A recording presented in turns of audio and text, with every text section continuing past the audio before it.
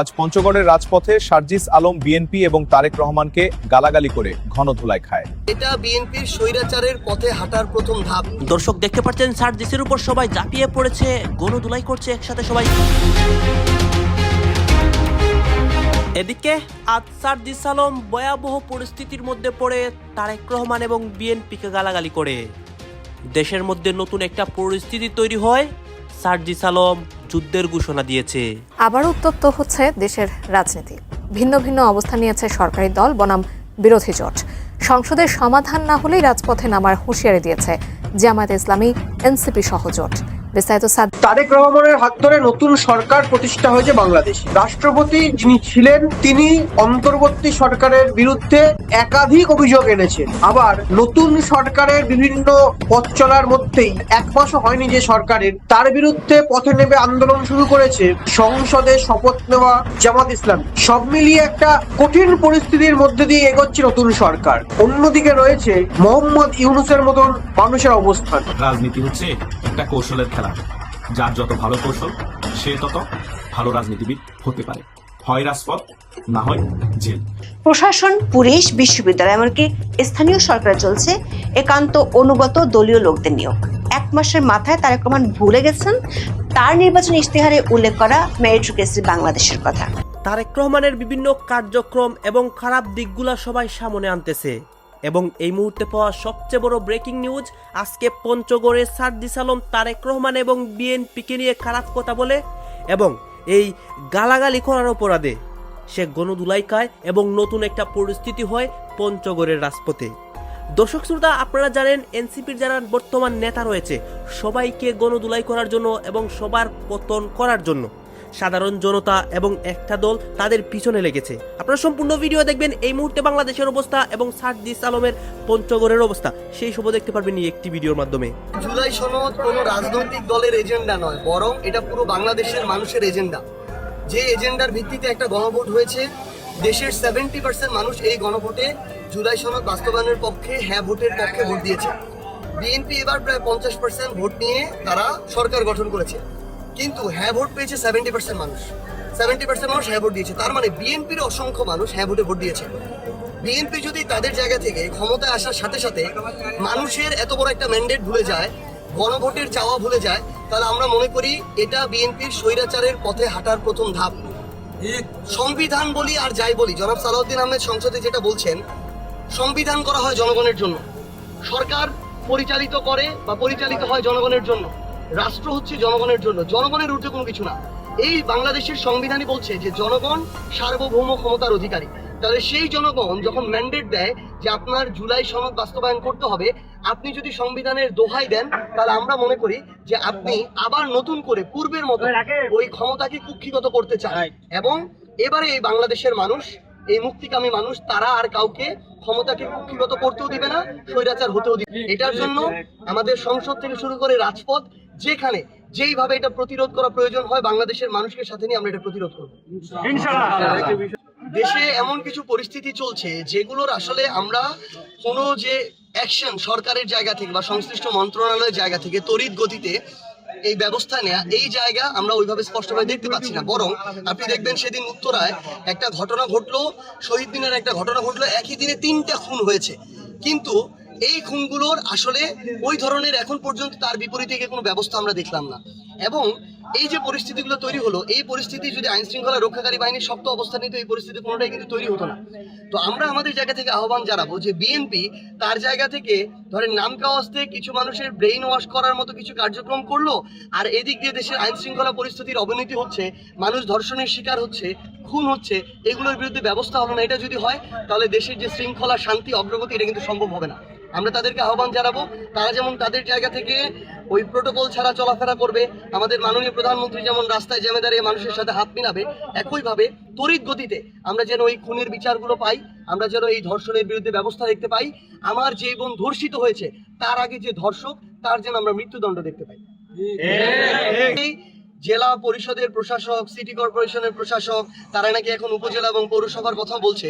এই প্রশাসক দেওয়া হচ্ছে তাদের যেই নেতাকর্মীরা হেরে গিয়েছে কিংবা যারা মন খারাপ করে আছে, তাদের দলীয় নেতাকর্মীদের পুনর্বাসন কেন্দ্র হয়েছে এটা। তারা এটাকে আরেকটা লুটপাটের ক্ষেত্র হিসাবে তৈরি করছে।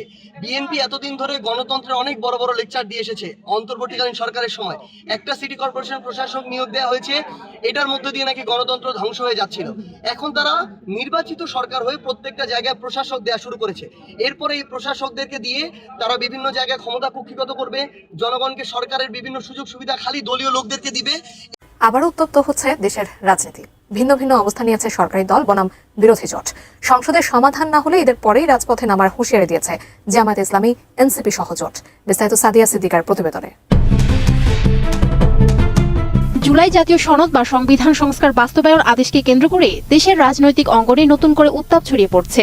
নির্ধারিত সময়ের মধ্যে সংবিধান সংস্কার পরিষদের অধিবেশন আহ্বান না করায় ক্ষুব্ধ হয়ে উঠেছে 11 দলীয় জোট। জোটের শীর্ষ নেতারা স্পষ্ট জানিয়ে দিয়েছেন, সংসদের ভেতরে এই সংকটের যৌক্তিক সমাধান না হলে ঈদের পরপরই তার রাজপথের কঠোর কর্মসূচি নিয়ে মাঠে নামবেন।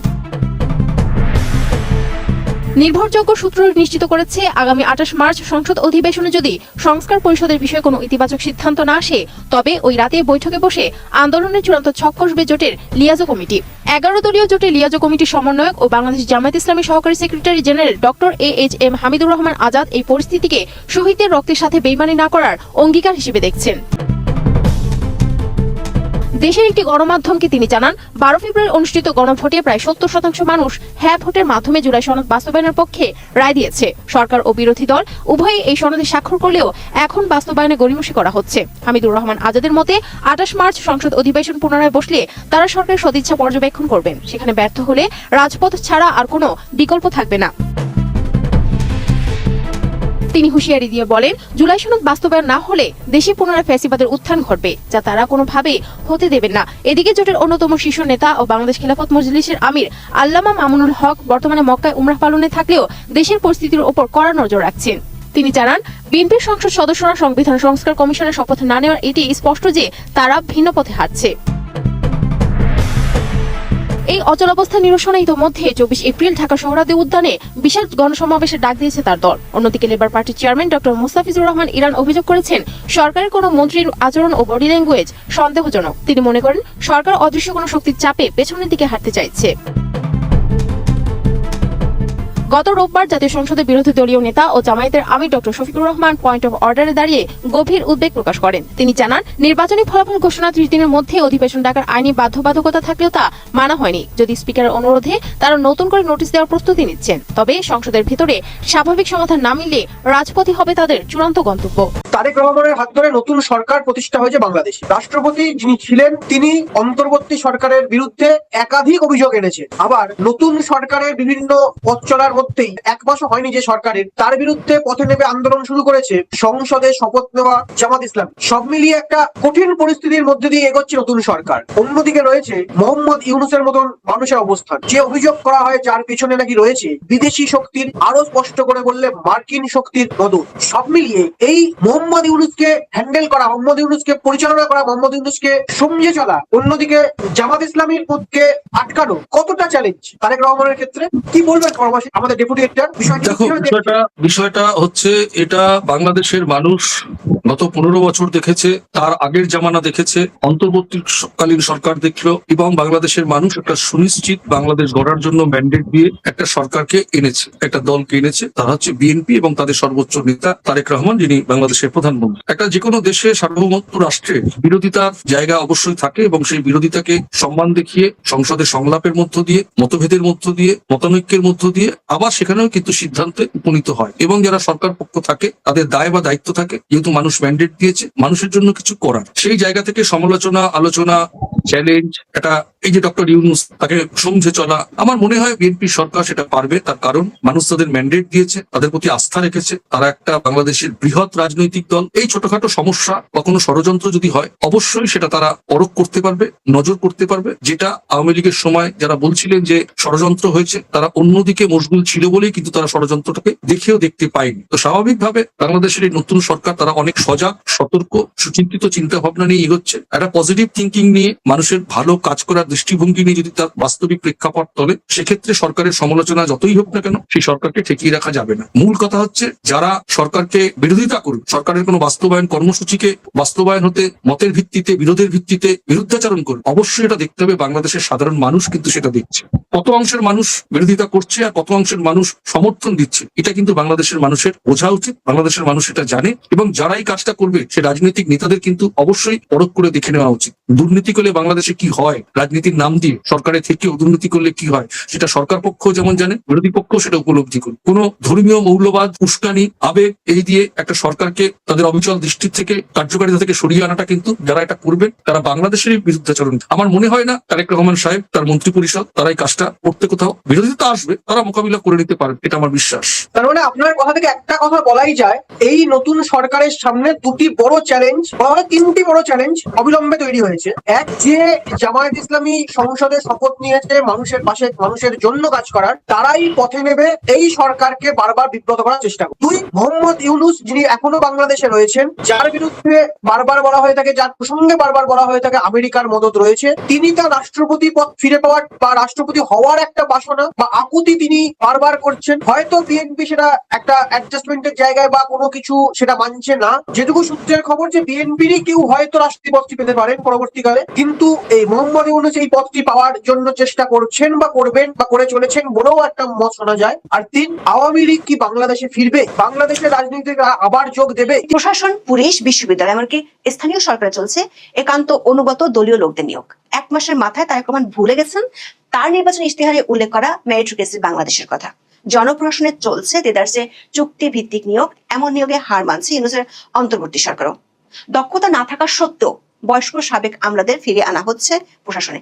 বিশ্ববিদ্যালয়গুলোতে চলছে দলীয় শিক্ষকদের নিয়োগ। দেশের সবকটি সিটি কর্পোরেশনে বসানো হয়েছে রাজনৈতিক বা দলীয় প্রশাসক। সিটি কর্পোরেশনের পর 42টি জেলা পরিষদও দলীয় নেতাদের প্রশাসক হিসেবে নিয়োগ দিয়েছে বিএনপি সরকার। সব মিলে প্রশাসনের সব স্তর যেন হয়ে উঠেছে বিএনপি নেতা কিংবা দলটির অনুগতদের পুনর্বাসন কেন্দ্রে, যাকে বলা যেতে পারে জাতীয়তাবাদী পুনর্বাসন কেন্দ্র। বিস্তারিত জানতে চলুন যাওয়া যাক বিশ্লেষণ। বাংলাদেশে 2024 অগস্টে আওয়ামী লীগ সরকার পতনের পর দেশের সব সিটি কর্পোরেশন, জেলা পরিষদ, উপজেলা পরিষদ ও পৌরসভা মেয়রদের অপসারণ করেছিল অন্তর্বর্তী সরকার। তখন এসব প্রতিষ্ঠানের শীর্ষ পদে অধিকাংশই ছিলেন আওয়ামী লীগের নেতারা। শেখ হাসিনা সরকার পতনের পর তাদের বেশিরভাগই আত্মগোপনে যান এবং অনেকে আটক হন। এমন পরিস্থিতিতে সিটি কর্পোরেশন, জেলা পরিষদ, উপজেলা পরিষদ ও পৌরসভায় প্রশাসক নিয়োগ দেওয়া হয়। অন্তর্বর্তী সরকার তাদের পছন্দসই লোকদের প্রশাসক হিসেবে নিয়োগ দিয়েছিল, যাদের অনেকের বিরুদ্ধে দুর্নীতির ব্যাপক অভিযোগ পাওয়া গেছে। বিএনপি সরকার গঠন করার এক সপ্তাহের মধ্যে ঢাকা উত্তর ও দক্ষিণ সিটি সহ দেশের 6টি সিটি কর্পোরেশনের সরকারি কর্মকর্তাদের সরিয়ে দলীয় নেতাদের নতুন প্রশাসক নিয়োগ দেওয়া হয়। সর্বশেষ দ্বিতীয় দফায় বরিশাল, রাজশাহী, ময়মনসিংহ, রংপুর ও কুমিল্লা সিটি কর্পোরেশনের প্রশাসক নিয়োগ দিয়েছে সরকার। সরকারের প্রজ্ঞাপনে বলা হয়েছে, সিটি কর্পোরেশন আইন অনুযায়ী কর্পোরেশন গঠিত না হওয়া পর্যন্ত বা তাদের সিটি কর্পোরেশনগুলোতে পূর্ণকালীন প্রশাসক হিসেবে নিয়োগ দেওয়া হয়েছে। যদিও এ সংক্রান্ত দুটি আইনে বলা হয়েছে, একজন প্রশাসক কোনোভাবেই 180 দিনের বেশি দায়িত্বে থাকতে পারবেন না। সিটি কর্পোরেশনগুলোতে যারা প্রশাসক হয়েছেন তাদের মধ্যে কেউ সংসদ নির্বাচনে পরাজিত, অনেকে আবার দলীয় মনোনয়ন বঞ্চিত। সিটি কর্পোরেশনের প্রশাসকদের নিয়ে আলোচনার মধ্যে গত 15 মার্চ সরকার এক প্রজ্ঞাপনে 42টি জেলা পরিষদে নতুন প্রশাসক নিয়োগ দেয়। যারা নিয়োগ পেয়েছেন তারা সবাই নিজ নিজ জেলায় বিএনপির বিভিন্ন পর্যায়ের নেতা। সিটি কর্পোরেশন এবং জেলা পরিষদ দুই ক্ষেত্রে যাদের প্রশাসক হিসেবে নিয়োগ দেওয়া হয়েছে তারা সবাই বিএনপি নেতা। তাদের কেউ ত্রয়োদশ জাতীয় সংসদ নির্বাচনে অংশ নিয়ে পরাজিত হয়েছেন, কেউ কেউ নির্বাচনের দলীয় মনোনয়ন পাননি। নিয়োগ পাওয়া এই প্রশাসকদের মধ্যে জাতীয় সংসদ নির্বাচনে বিএনপির মনোনয়নে প্রার্থী হয়ে পরাজিত হওয়া অন্তত 10 জন রয়েছে। বিবিসি বাংলা খবরে বলা হয়েছে, প্রশাসক নিয়োগের মাধ্যমে কাউকে সান্ত্বনা আবার কাউকে পুরস্কার দেওয়া হয়েছে, এমন আলোচনাও আছে রাজনৈতিক অঙ্গনে। দৈনিক প্রথম আলো এবং বিবিসি বাংলা খবরে বলা হয়েছে, মূলত এর মাধ্যমে এক ধরনের পুনর্বাসন করা হচ্ছে। যদিও বিএনপি নির্বাচনী ইশতেহারে উল্লেখ আছে, স্থানীয় সরকার থেকে জাতীয় সংসদ পর্যন্ত প্রতিটি স্তরে জনগণের সরাসরি ভোটে প্রতিনিধি নির্বাচনের মাধ্যমে রাষ্ট্র ও সরকারে জনগণের ক্ষমতা প্রতিষ্ঠা করা হবে। কিন্তু বিএনপি সরকার গঠনের পর দেশের পরিস্থিতি স্বাভাবিক থাকার পরও স্থানীয় সরকারের জনপ্রতিনিধি নির্বাচনের দিকে না গিয়ে প্রশাসক নিয়োগ শুরু করায় এ নিয়ে প্রশ্ন উঠেছে। সরকারের দিক থেকে অবশ্য বলা হয়েছে অকার্যকর স্থানীয় সরকারকে সচল করার জন্য সিটি কর্পোরেশনের রাজনৈতিক প্রশাসক বসানো হয়েছে। একই সাথে জনগণের সঙ্গে সম্পৃক্ত থাকায় সরকারি কর্মকর্তাদের চেয়ে রাজনৈতিক প্রশাসকরা সিটি কর্পোরেশনে ভালো কাজ করতে পারবেন। তবে বিশেষজ্ঞরা বলছেন দলীয় নেতাদের প্রশাসক করার মাধ্যমে স্থানীয় সরকার নির্বাচন বিলম্বিত হবার এবং এসব প্রতিষ্ঠানে দলীয় কর্তৃত্ব স্থাপনের একটি চেষ্টার ইঙ্গিত পাওয়া যাচ্ছে বলে আশঙ্কা তাদের। স্থানীয় সরকার থেকে জনপ্রশাসন, যেটাকে বলা হয় প্রশাসনের হৃৎপিণ্ড, সেখানে নজর দেওয়া যায়। দর্শক, আপনারা তো দেখলেন এখানে কি কথা হচ্ছে। অনেকে কিন্তু অনেক কথা বলতেছে, অনেকে আলোচনা করতেছে, অনেকে সমালোচনা করতেছে দেশের বিভিন্ন অবস্থা এবং পরিস্থিতি নিয়ে। বিশেষ করে এখানে আমরা দেখতে পাচ্ছি দেশের রাজনীতির প্রেক্ষাপট নিয়ে কথা হয় এবং আরও অনেক বিষয় নিয়ে সবাই সবার মন্তব্য প্রকাশ করে গেছে। এই বিষয়গুলো দেখে এবং দেশের রাজনীতির প্রেক্ষাপটগুলো নিয়ে এবং সার্জিস আলমের বিষয়ে আপনার মন্তব্য কি? আপনার গুরুত্বপূর্ণ মন্তব্যটা অবশ্যই আপনারা আমাদের কমেন্ট বক্সে লিখে যাবেন। আর হ্যাঁ, তখন আপনাদেরকে আমরা যা কিছু দেখিয়েছি সব কিছু আমরা সোশ্যাল মিডিয়া থেকে সংগ্রহ করেছি। কেন আমাদের নিজস্ব কোনো মন্তব্য নেই বা আমাদের নিজস্ব কোনো সিদ্ধান্ত নেই। সর্বশেষ আপনাদের কাছে আমাদের রিকোয়েস্ট থাকবে, আপনারা আমাদের চ্যানেলে নতুন দর্শক হয়ে থাকলে চ্যানেলটি সাবস্ক্রাইব করবেন এবং পাশে থাকা বেল বাটনটি বাজাবেন যাতে করে নেক্সট ভিডিওটা সবার আগে আপনাদের কাছে পৌঁছে যায়। ধন্যবাদ।